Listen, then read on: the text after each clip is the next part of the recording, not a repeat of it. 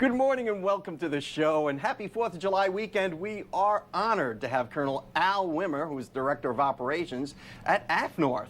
You bet. Air Forces Northern. Air Forces Northern. Or correct. the CONUS-NORAD region. Or the CONUS-NORAD region and the CONUS-NORAD region. We're dual-hatted. And there's a third hat to our command, 1st Air Force. And 1st Air Force. And that's something I can relate to, There you are. having been an alumni of 1st Air Force in the continental United States NORAD region, which is a mouthful, isn't it, Colonel? It is. And then if we add CONUS, Continental United States, I think you just did that. Yeah. NORAD, North American Aerospace Defense Command. Sir, 1st Air Force, CONUS-NORAD region, AFNORTH, do a lot of things. Absolutely. And, I mean, you have a lot of missions. It's not like you can pick an organization and say, okay, our mission is air defense. It's so much more than that, isn't it? Absolutely. We talk about the three hats, 1st Air Force, force provider, organized, train, and equip. So we oversee preparing that air defense enterprise for duty here in the United States. Under the CONUS-NORAD region hat, we are responsible for that air defense of the continental United States. That's got a lot of faces and a lot of facets. Yeah. You know, you think of fighters and jets and the interceptors. While that's the sexy part and the pointy end of the spear, Sure. there's a lot behind that enterprise, the command and control, and the rules and the orchestration of that. Over the years, I've watched 1st Air Force evolve, you know, from a pre-9/11 type stance to a post-9/11 type stance. Yes. And I just remember back in the day, pre-9/11, 1st Air Force was an organization that was literally fighting for its life. Yes. There was no more peer competitor in the world. Who's going to attack us by air? And then, bam, 9/11 happens. Certainly made a lot of sense at the time. No more peer competitors. The Cold War was over. Peace had broken out. Why do we need this air defense and the expenditure for air defense? 9/11, of course, changed a lot of things in the world, and we were one of those. And it changed a lot of our thinking and a lot of the way we do business insofar as air defense is concerned. Absolutely. We had to stop looking just outside our borders, which we were built for, and we'd existed for 50 years or so to do that, almost 50 years. We suddenly had to turn and start looking inside the borders. We'd never contemplated that before, actually having to chase down and potentially target one of our own airliners. You know, because prior to 9/11, hijacking was really a law enforcement issue, wasn't it? Absolutely. I mean, I guess the model was someone would hijack an airplane, take it to Cuba, make some demands, and that was that. And in fact, the training even for the airline pilots was 180 degrees out of what it is today. Back then, the training was cooperate, and you'll get through it, give them what they need, and eventually, you know, they'll let you go. That was the logical outcome. Today, it's completely different. It is. Today, it's defend the cockpit. They will not get access to the cockpit because, unfortunately, some crazy people out there proved that they could take an airplane and use it as a weapon. And I think the 4th of July is probably a good time to really talk about what you all do out there. I mean, you're really keeping us safe from people who want to inflict harm on the U.S. and on our citizens. 24/7, 365. Our operations center is manned and on the watch. We like to say America's Airmen on the watch because we are. Those scopes are manned 24/7, watching for those threats. Every single air track that comes into or leaves the United States is watched. And an air track is what? An aircraft that is approaching the airspace or departing the airspace. And as we said, after 9/11, now everything inside the airspace is watched. So when we're out there flipping burgers and looking at fireworks and having a good time, there's going to be people on scope. There's going to be people in that air operations center surveilling the airspace outside the U.S. for incoming traffic and over the U.S. as well. In every one of our command and control nodes, we have 2 air defense sectors. Those are the primary guys on the scopes watching everything. And they're not looking at every single airplane, but they're waiting for one of those tracks to highlight itself as something we need to be concerned about. There are thousands of tracks every hour in the United States, obviously. We have our Air Operations Center here, which is the operational headquarters that oversees that enterprise, and we report to headquarters NORAD out in Cheyenne Mountain in Colorado Springs. Right here in Little Old Bay County. Right here. We are responsible for overseeing the air defense of the United States. We have to run off to the local weather, but I want to talk more about that and all the other things that 1st Air Force does on the other side of this break. And now to your local weather, brought to you by the West Pittman Law Firm, westpittmanlawfirm.com.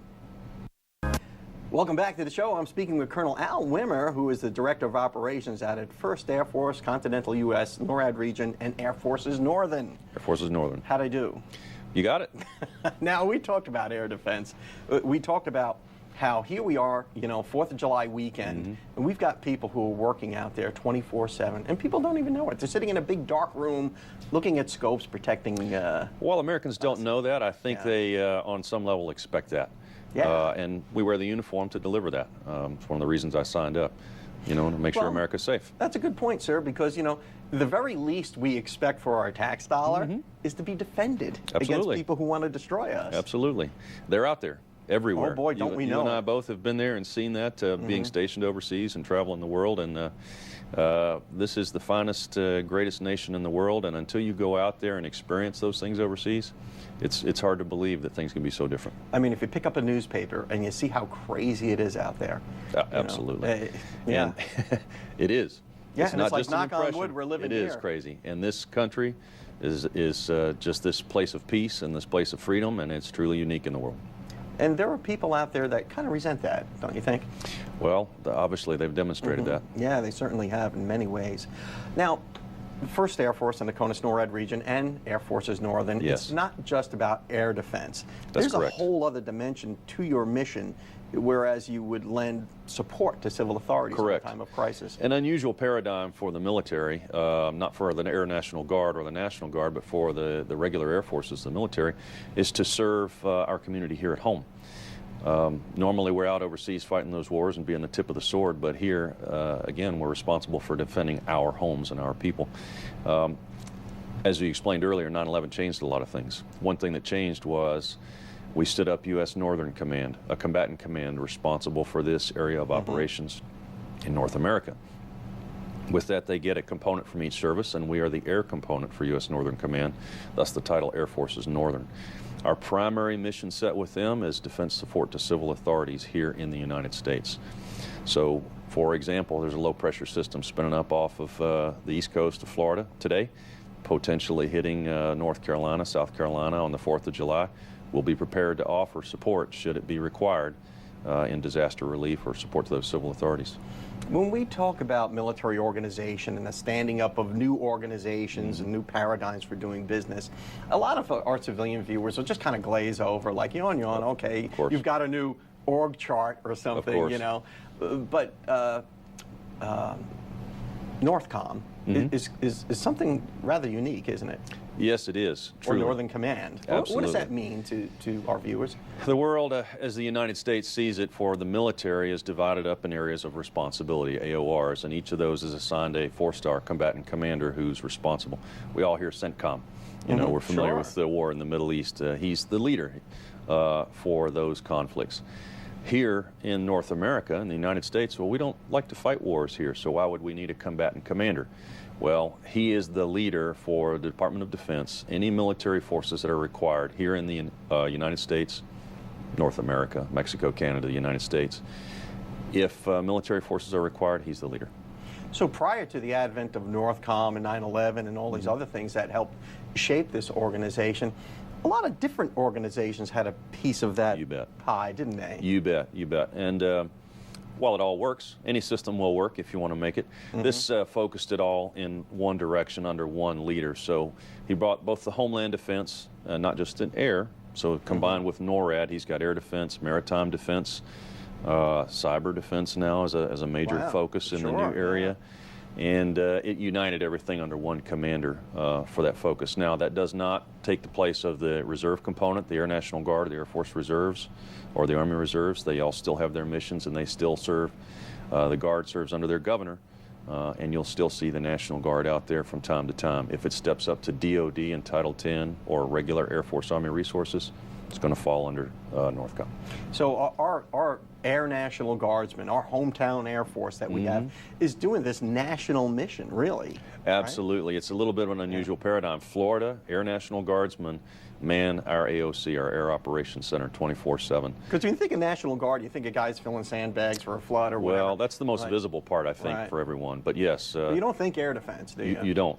Not normally, or manning the jets over at Jacksonville. And sitting alert, at a site where they're sitting alert. But no, they run this Air Operations Center And they oversee that enterprise for the entire continental United States. That's an amazing thing for the National Guard Truly. to undertake when you think about it. For anyone, but for the National Guard, it's a wonderful blend of the mission. We've got to run off to another break, but on the other side of that, I want to talk more about this civil support role that the Air National Guard has, and that the people at 1st Air Force have out here at Tyndall Air Force Base. You bet. It's 4th of July weekend, and we're running off to your Mad Hatter tip. We'll be right back. Welcome back to the show. I'm speaking with Colonel Al Wimmer from 1st Air Force, the continental U.S. NORAD region, and Air Force's northern at Tyndall Air Force You're Base. a pro now. I know I was a pro before I started this job, but Yes. and I am an alumni of 1st Absolutely. Air Force. I know a little bit about what you guys do out there, but this mission continues to evolve, doesn't Absolutely. it? It certainly does. You're always taking. That's just what I used to say to Sergeant Harlan when I worked out at Tyndall. It was like, this organization doesn't say no to anyone. The Absolutely answer is not. always yes. Absolutely. And when it comes to the defense of the United States, what other answer could there be? Absolutely right. Or helping our citizens. We spoke about defense support to civil authorities being an unusual role for a regular Air Force officer who's used to serving overseas. But how do you say no to the American people? I mean, they've organized, trained, equipped, paid for us, asked us to be there to serve, and what a great time to serve when they need our help. So when there's like a Katrina type event, we learned a lot of lessons from Katrina, of course. Oh, of course. As did, I think, many levels of government, city, state. I think just about every level of government learned something out of that experience. They sure did. But now we are really leaning forward when it comes to this type of stuff. Oh, in fact, that's one of the key terms that our commander at Northcom has used is anticipate and be prepared, never late to need. So we are, as we see storms spinning up, like one is right now, we're certainly looking at it. We're looking at posturing resources. We will pre-deploy resources from time to time if it looks like it's going to be that serious. And while we're one of the last resources the government should call on, FEMA normally has the lead. The states and the cities will have the lead. Because it is a civilian government, Absolutely. after all. And that comes first. So the DoD is the last resource that's called upon. But should they need us, we will posture and be prepared to help. So you'll be ready for Yes. the minute they pick up the phone and say, okay, Yes. military, we need your help. But that isn't the first reaction, is it? I mean, No. Usually local authorities will try and mitigate a storm or disaster, Yes. earthquake or whatever. That is our national incident management system. It begins with the local authorities. When they need help, then they go to the state and other local authorities will come to their help or come to their aid. And then when the state becomes overwhelmed and needs those resources, they ask for the federal declaration. Now FEMA comes in and the federal government brings those resources. When the federal government's out of everything else, or if it needs a unique or niche capability that DoD possesses, then they'll call us and we'll call. And one of those niche capabilities is airlift, wouldn't it be? Uniquely, yes. If you remember Hurricane Sandy up in New York, we airlifted a number of power vehicles across the country to help them recover. So unusual for us to pick up a civilian provider's vehicle or bucket truck, essentially, and fly it across the United States, but we have that capability. Yeah, and who else could possibly do it? When you think about Nobody. it. Unless they there are drive. some civilian transport providers, but they don't necessarily have the aircraft that we do configured the way we do to be able to drive vehicles outsized vehicles like that on and drive them back off. Yeah, and the Air Force can do it in a quick and efficient way, so why not? That's what we train to do. It's probably not the cheapest option, I'm sure, but Absolutely not. But why would you skimp? Well, when minutes matter, that's when we people's can make lives are at things stake, happen. when Americans in the homeland are Absolutely. threatened by Absolutely. some sort of catastrophe, whether it be man-caused or other. I bet. mean, it's You bet. It's time to throw down. We're here to serve, so that's a wonderful time to do it. Sir, I meant to ask you, what are you going to do this 4th of July? Are you working? Well, or are you going to be able to squeeze a little time I off will with be the able to family, squeeze in or- a little time with the family. They live in Colorado Springs. I'm stationed here apart from them, unfortunately, for a period of time. And so I will make it home to see them, and then I'll be serving on some duty following that at our headquarters at Peterson Air Force Base. So thankfully I get to see them, but there will be a lot of work. A lot of people don't really appreciate the sacrifices that people in uniform make. I mean, there's family separation. Yes. I mean, sometimes you miss out on all the fun stuff, 4th of July and things like that. Lost sometimes. count of the number of birthdays, anniversaries, holidays, and things that unfortunately I've missed, and I regret every one of those. You talk about the sacrifice. It's not just me. I kind of knew that coming into this. I signed up for that, but my wife and kids, they didn't. Yeah. And they sacrificed just right beside me every time. But however, when you explain it to the family. I think there's no higher calling than defending your nation. Absolutely. I've felt that. If I didn't believe that, I wouldn't have stayed in for as long as I have. Well, you know, we certainly appreciate what you're doing out there, sir, and we certainly appreciate what, you know, 1st Air Force is doing to protect the country and to protect our neighbors right here, and right here from little old Bay County, which right is here great. in little old Panama City, Florida. And that's just amazing stuff. Thank you for your service, and My pleasure. have a great 4th of July. My pleasure. Thank you, and everyone else out there, enjoy theirs. Thanks for coming on the show. You bet. And we'll be right back after these messages.